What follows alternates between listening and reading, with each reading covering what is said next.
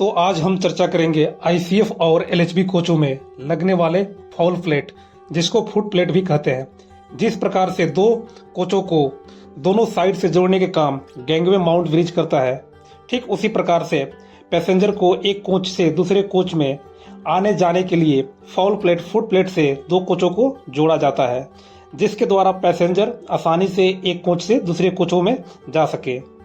अगर इस foot plate में कोई दिक्कत आ जाए या अपने व्यवस्थित जगह से अलग हो जाए तो पैसेंजर को एक दूसरे कोच में ट्रेवल करने में बहुत ही परेशानी होगी।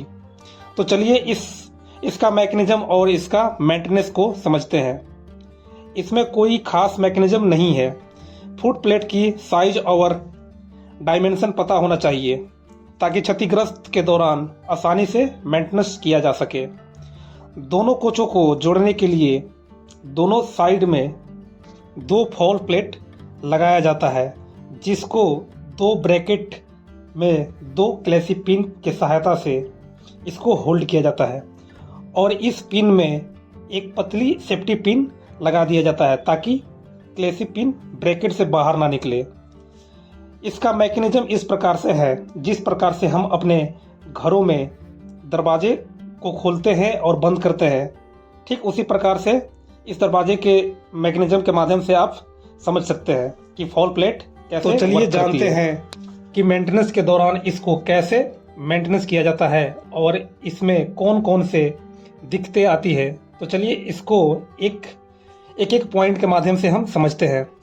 जब गाड़ियाँ फुल स्पीड में चलती है तो वर्टिकल और हॉरिजॉन्टल मूवमेंट होने लगती है, जिसके कारण से फाउल प्लेट के क्लैसी पिन और उसके ब्रैकेटों में प्ले होने लगता है, जिसके कारण से उस फाउल प्लेट में ज़्यादा आवाज़ आने लगती है, जिसके कारण बाजू में बैठे पैसेंजर को इरिटेशन होने लगता है। तो फाउल प्लेट के ब्रैकेट में ज़्यादा प्ले नहीं होना चाहिए। इस प्ले को कम करने के लिए हम लुब्रिकेंट का प्रयोग कर सकते हैं। अगर एलएचबी कोच हो तो D1 और D2 शेड्यूल में या ट्रिप शेड्यूल में हम उसको बराबर लुब्रिकेंट करेंगे, और अगर आईसीएफ कोच हो तो बी शेड्यूल और ए शेड्यूल में भी उसका मेंटेनेंस और चेक करेंगे।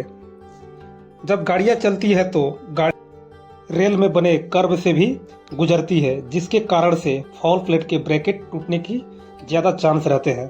तो मेंटेनेंस के दौरान जब भी गाड़ी पिट लाइन में आए उस समय अच्छे से इसको जांच करें। जब ट्रेन चलती है तो बहुत सारे पैसेंजर वॉश बेसिन का यूज ना करके डायरेक्ट फाउल प्लेट के सामने हाथ मुंह धोने लगते हैं। बहुत सारे जंकट आइटम भी वहां फेंक देते हैं, जिसके कारण से फाउल प्लेट के ब्रैकेट में क्रोजन होने लगते हैं और वह बिल्कुल जाम हो जाते हैं, जिसके कारण से ब्रैकेट टूटने का ज़्यादा चांस रहता है। इसलिए मेंटेनेंस के दौरान वायर ब्रश से इसको अच्छी तरह से साफ करें। जब फुट प्लेट ज़्यादा जाम हो जाए तो दो गाड़ियों को डिटैच करने के दौरान फाउल प्लेट आसानी से उठ नहीं पाता है, इसलिए उसको हमेशा उसमें लुब्रिकेंट का प्रयोग करते रहना चाहिए ताकि दो गाड़ियों को डिटैच करने में ज़्यादा समय नहीं लगे। मेंटेनेंस के दौरान फाउल प्लेट के क्लैसी पिन में लगे सेफ्टी पिन का जरूर ध्यान दें। कभी कभी क्या होता है कि जब गाड़ियाँ चलती है तो क्लैसी पिन के उसके जो पतली सी सेफ्टी पिन रहती है वो बाहर निकल जाती है या जंकेट होने के कारण वो टूट जाती है, तो उसमें नए पिन का जरूर डालें। अगर फाउल प्लेट के किसी भी हिस्से में ज़्यादा क्रोजन हो गया हो तो उसे चेंज जरूर करें।